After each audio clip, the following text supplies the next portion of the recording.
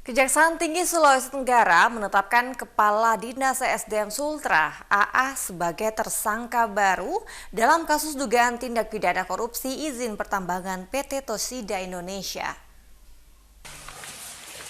Kepala Dinas SDM Sulawesi Tenggara AA ditetapkan sebagai tersangka baru kasus dugaan tindak pidana korupsi izin pertambangan PT Tosida Indonesia oleh Kejaksaan Tinggi Sultra Senin 6 Desember 2021.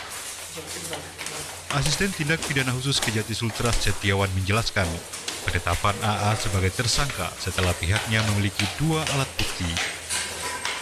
Setiawan mengungkapkan peran tersangka AA hampir sama dengan 2 tersangka lainnya, yakni mantan PLT Kadis dan Kabid SDM, yakni menyetujui rencana kegiatan dan anggaran biaya atau RKAB PT Tosida meskipun tidak memenuhi syarat. Penetapan tersangka juga dilakukan setelah Kejati memeriksa 40 saksi dan ahli dalam tindak pidana korupsi izin pertambangan PT Tosida Indonesia yang merugikan negara kurang lebih 495 miliar rupiah.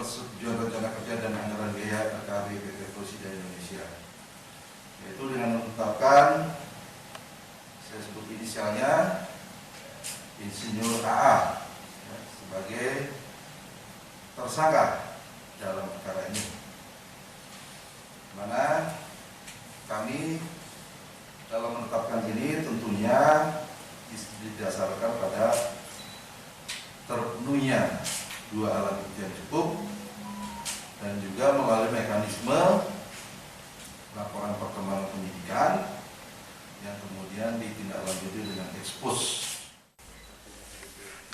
Usai menetapkan Kadis SDM sebagai tersangka, Kejati akan melakukan pemanggilan untuk proses pemeriksaan.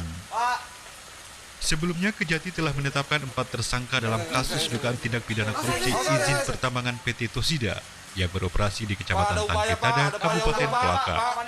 Dari Kendari, Matarudin, iNews melaporkan.